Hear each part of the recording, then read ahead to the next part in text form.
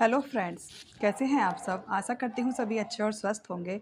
आज की जो मैं ये कहानी लेकर आई हूँ, यह कहानी बिहार के पंचारन जिले के नरकटियागंज कस्बे की है। वहाँ पर एक व्यक्ति होता है वीरेंद्र ठाकुर, जो पीडब्ल्यू डी विभाग में काम करता है। और पीडब्ल्यूडी विभाग में काम करता है, वहाँ से वो 2 नंबर का काम बहुत ज़्यादा करता था। और 2 नंबर का काम करते-करते उसका चारों तरफ से उसके बारे में चर्चा होने लगी थी। अब जो उसका स्टेटस था वो बहुत ज़्यादा वहाँ पर ख़राब हो गया। तो अब उसने क्या किया कि वो वहाँ से सीधा लखनऊ के लिए आने की प्लानिंग कर लेता है कि यहाँ पर मेरा रिकॉर्ड ख़राब हो चुका है, तो अब मैं यहाँ से लखनऊ चलता हूँ। उसके बाद में वो लखनऊ के लिए आ जाता है। लखनऊ में आने के बाद में फिर वो ठेके का काम करता है, कंपनियों के ठेके लेता है और वहाँ पर वो काम कराता है। तो उसका ये काम भी बहुत ज़्यादा बढ़ गया था और इस काम को बढ़ता देखकर चारों तरफ उसकी अच्छाइयों का रुतबा वहाँ लखनऊ में बन जाता है। तभी वहाँ पर होता है क्या कि एक व्यक्ति होता है, उसी का गाँव का शहाबुद्दीन। शहाबुद्दीन जो था वो आता है और आने के बाद में वो एक लड़की को अपने साथ में लेकर आता है। उसी गाँव से वहाँ से एक लड़की को वो भगा कर ले आता है। लाने के बाद उसे ये पता था कि जो वीरेंद्र ठाकुर है वो लखनऊ में है, तो वो सीधा उसी के पास आता है। आने के बाद उससे कहता है कि मुझे तुम्हारी शरण चाहिए और हम दोनों भाग कर आए हैं, तो तुम हमारी मदद कर दो। अब वीरेंद्र ठाकुर कहता है कि हाँ, कोई बात नहीं, तुम यहाँ पर जितने दिन चाहे रह सकते हो।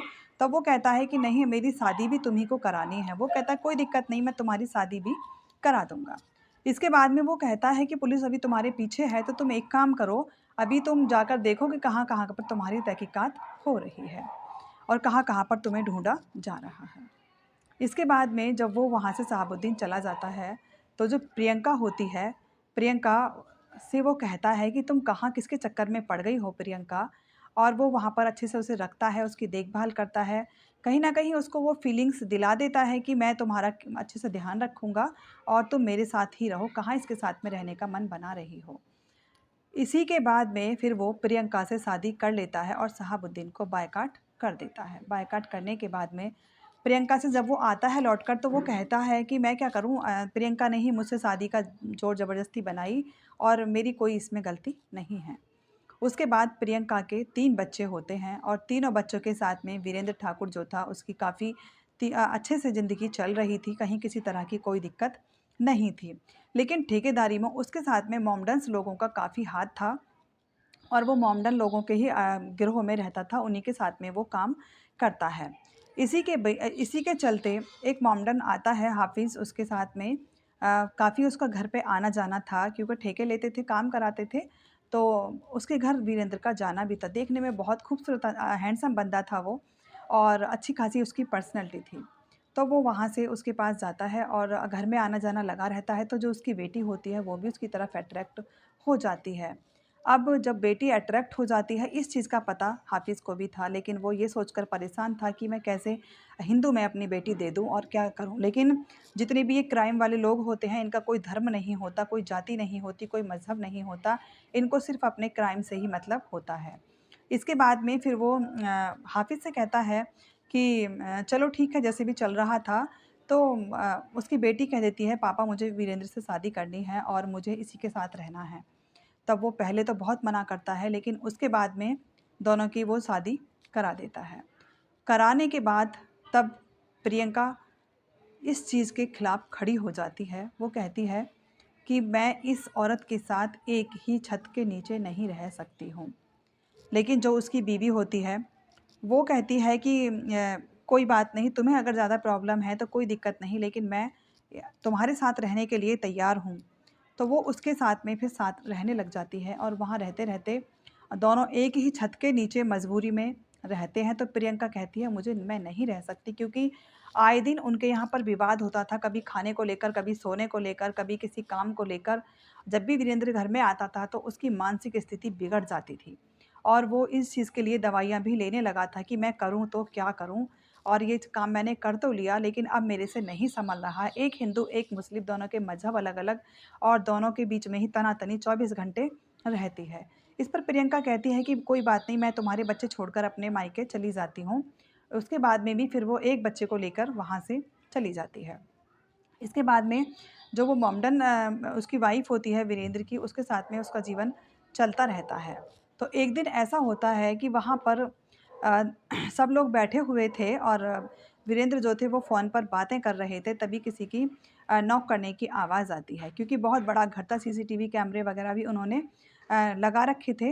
तो वो कहते हैं कि नॉक करने के बाद में खोलिए दरवाज़ा, और 4 लोग होते हैं, चारों ही पुलिस की वर्दी में आते हैं। तब वो कहते हैं, "आप हैं कौन?" तो उनका जो गार्ड था वो उससे कहते हैं, "चलो जाकर देखो कौन है?" तो वो कहते हैं कि हम पुलिस हैं और हमें ठाकुर वीरेंद्र से बात करनी है। तब वो कहते हैं, "बताइए क्या बात है?" और वो फ़ोन पर अपने क कमरे में बातें कर रहे थे, बिज़नेस वाला आदमी थे, तो इधर-उधर की लोगों से उनकी बातें होती रहती थीं। तभी वो आदमी आते हैं और अंदर से जो उनकी वो थी वाइफ़ शबनम, वो भी निकल कर आती है, और आने के बाद में वो देखती है, तो वो चारों सीधा अंदर आते हैं। सबसे पहले गार्ड को अ, अपनी तरफ खींचकर उस पर बंदूक तान देते हैं। इसके बाद जो उनकी बीवी होती है और वो 2 बच्चे थे, उन्हें वो जो स्टडी कर रहे थे, अंदर कमरे में बैठकर पढ़ाई कर रहे थे, उसी कमरे में उनकी वाइफ़ को और उसको सिक्योरिटी को, गार्ड को ले जाया जाता है, और वहाँ पर एक बंदा, 4 लोगों में से एक बंदा उनके ऊपर बंदूक ताने खड़ा रहता है। जब जहाँ पर ठाकुर वीरेंद्र थे, वो उसी कमरे में जाते हैं, और जाने के बाद में वो गोलियों की बौछार कर देते हैं, और एक ही पल में वीरेंद्र ठाकुर की मौत हो जाती है। इसके बाद में फिर जो पुलिस को फ़ोन लगाया जाता है, जैसे-तैसे करके वो वहाँ से भाग निकलते हैं, और भागने के बाद में जब पुलिस को फ़ोन लगाया जाता है, तो पुलिस वहाँ पर आती है, और आने के बाद में वो सारी बातों को पूछती है कि पुलिस की वर्दी में ही वो लोग आए थे, और जो उनके बच्चे थे, वो दोनों जो कमरे में पढ़ रहे थे, वो बहुत ज़्यादा अ, सहम जाते हैं। और इसके बाद में जो वो थे जो मारने के लिए डाकू आए थे, उन्हें पूरी तरह से ये पता था कि घर में कहाँ-कहाँ से कैसे-कैसे आना और जाना है। जो सीसीटीवी की डीडीआर होती है, जो लगाए गए थे कैमरे, उनकी वो पूरी वीडियो निकाल कर वहाँ से क्लिप निकाल कर ले जाते हैं, और लेकर जाने के बाद में कोई भी सुराग उनका वहाँ पर नहीं छूटता। अब पता चले तो चले कैसे कि वीरेंद्र ठाकुर का खून किसने किया है। इसके बाद में फिर वो सीधा जो प्रियंका होती है उनकी पहली पत्नी, उस पर ही वो आरोप लगा देते हैं। तब पूरा हादसे का पता चलता है। इसके बाद में पुलिस सर्विस लाइन्स पर डाल देती है प्रियंका का नंबर भी, और वो जाकर प्रियंका को उसके मायके से उठा लेती है। उठा लेने के बाद में और उसको वहाँ पर ले जाया जाता है पुलिस थाने। जब पूछताछ पूरी की जाती है, तो वो कहती है कि मैंने नहीं मारा। पहले तो वो काफ़ी देर तक मना करती है, और मना करने के बाद में वो कहते हैं, अगर तुमने नहीं मारा है तो फिर उसे किसने मारा है? लेडीज़ थी, बहुत ज़्यादा सख्ती करने के बाद में वो टूट जाती है, और तब वो कहती है उससे कि मैंने अपने पति को नहीं मारा है।